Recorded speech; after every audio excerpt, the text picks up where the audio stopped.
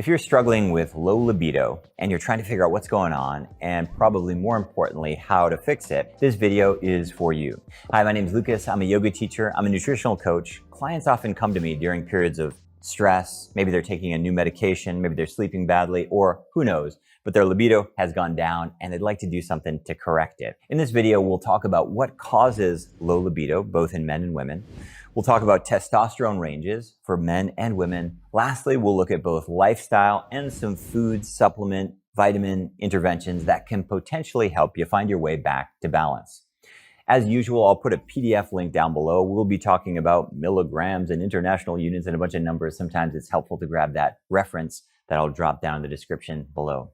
Quick disclaimer, I am a nutritional coach. I am not a medical doctor. If you're dealing with a chronic problem, let's say 3 months or more, go get some blood work done. Go see an endocrinologist, err on the side of caution. It is possible that your low libido is a canary in a coal mine for something more serious. Please use this for educational purposes only. Okay, what causes low libido? If we went out into the population at large, some of the biggest factors that are lowering people's libido would be stress and anxiety. When you have chronic stress and anxiety, not the intermittent stuff that we all suffer from, but when you're stressed long-term, that can potentially set off a domino effect with your hormones that can lead to a deprioritization of your sexual function.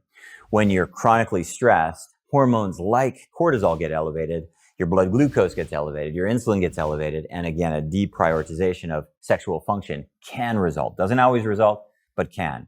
The second one is sleep, and it can have that same kind of effect where poor night's sleep leads to chronic stress, leads to poor rehabilitation, and in many ways your body will simply allocate resources to other functions other than your libido, for example. So stress and anxiety, poor sleep, and the last one, this is a tricky one that people don't talk about enough, but less than ideal body composition. If you've got a lot of extra body fat, this can screw up your hormonal profile and lead to low libido as well. I know that's a complex and a loaded topic to discuss, but it's something you need to put on the table. If you're over fat, not necessarily overweight, but over fat, this can be a really big factor in terms of messing up your libido. When we talk about sex drive, the conversation often, especially today, revolves around testosterone. And testosterone, both in men and in women, is a major factor. But it's not necessarily the factor. Depends on who you are, depends on your age, and it really depends on your levels. Remember that libido is physiological, but it's also psychological. If you're wondering if your low libido is connected to insecurity or past trauma or psychological distress, I would trust your gut and go see a therapist, explore those options. It's just as likely that it's psychological, that it's physiological. Before we move on, I just want to make sure we don't reduce this conversation to pills and potions and blood tests, because for you, it might be something a lot more cerebral and emotional. Okay, but let's now talk about blood tests. If your problem is related to testosterone, or if you'd like to check it out, it's probably a smart thing to do. Go get some blood work done, get your total testosterone, as well as your free testosterone checked. Many people think about testosterone only as total T, but your free T is the amount that you have available right now. And especially when you feel these ebbs and flows with your drive, that can often be related to your free T. Men obviously have a lot more testosterone than women. A healthy range is often between 300 to 1,000 nanograms per deciliter for men, whereas women might have anywhere from 15 to 70 nanograms per deciliter. And this is total T. So you'd want to check that number. The second number, which a lot of people don't test for, in fact, you might have to ask your doctor to include that on your panel, is your free testosterone. You can have high total T, but you don't have access to it because it's all locked up. And if your free T levels are lacking, that can really keep you stuck. When you hear about people doing things that in the short term increase their libido, very often they're manipulating their free T. Their total T number, that can change too, but very often their free T is the number that's being manipulated. So you want to look at both of them. In men, we might have a range, a reference range for free testosterone, anywhere from 45 all the way up to 245 picograms per milliliter, whereas for women, very, very low, 0.1, maybe up to 6 or a little bit more picograms per milliliter. So a very, very different range, but it can make all the difference in the world for both men and women with their drive.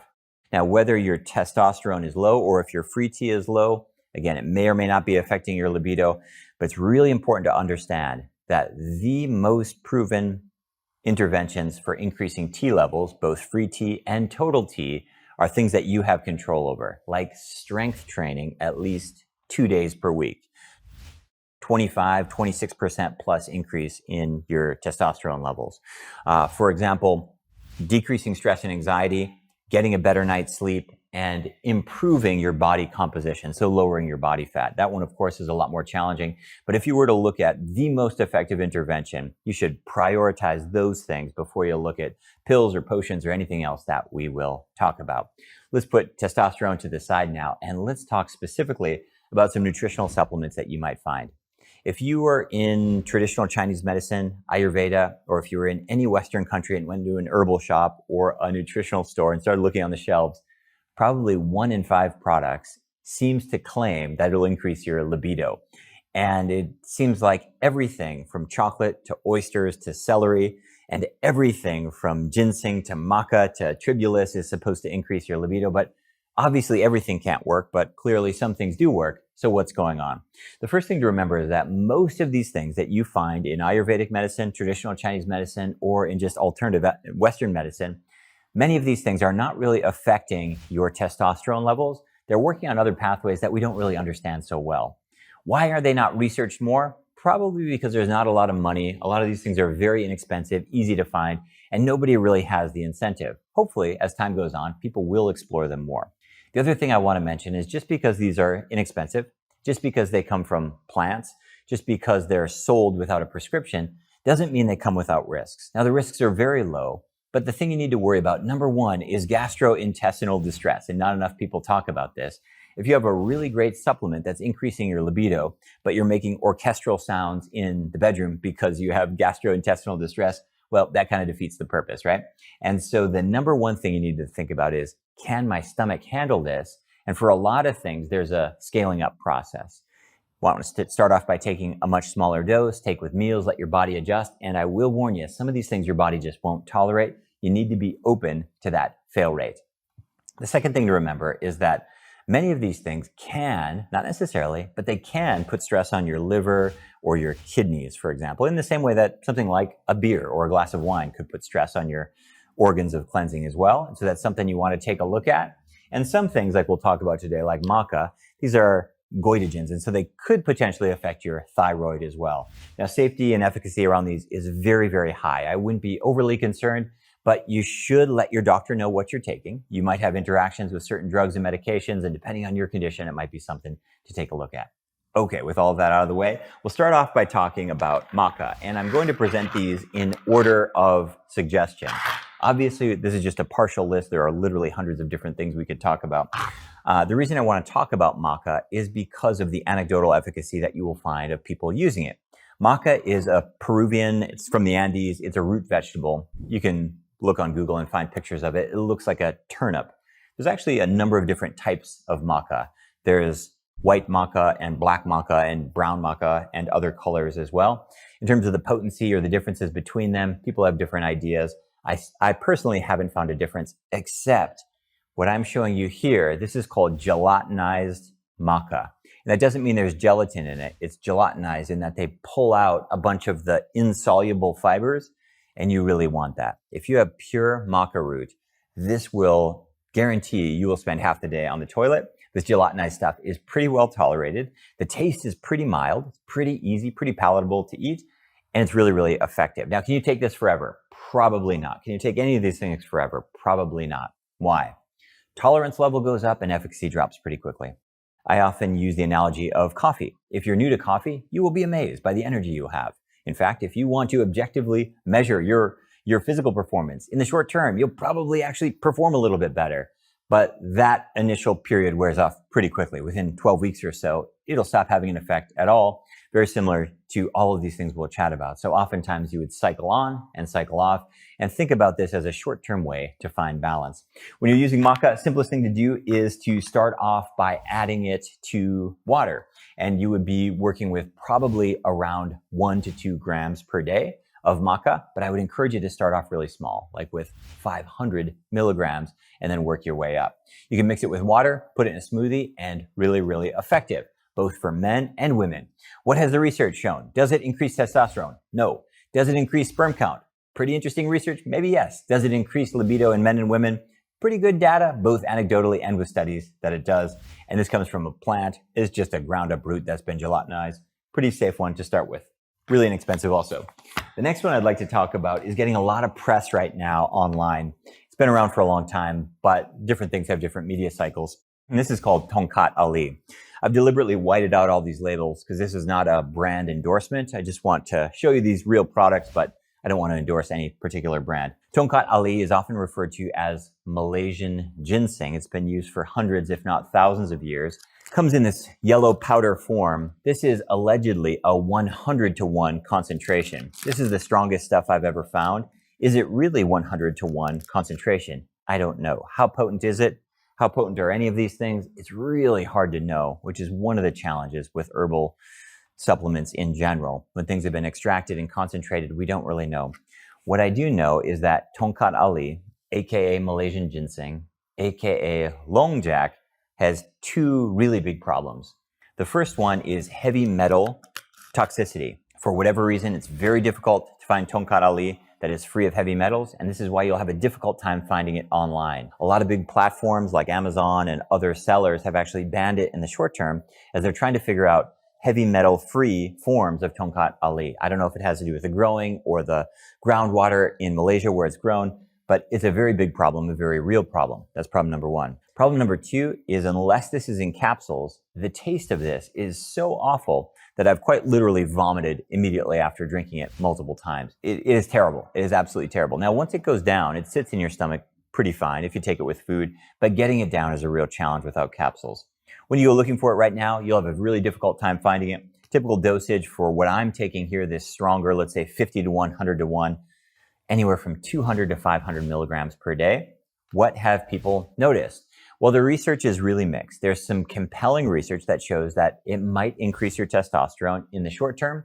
In the long term, we don't really know, but Tongkat Ali, longjak, if you can get your hands on it and you feel like it's heavy metal free, might be something to consider.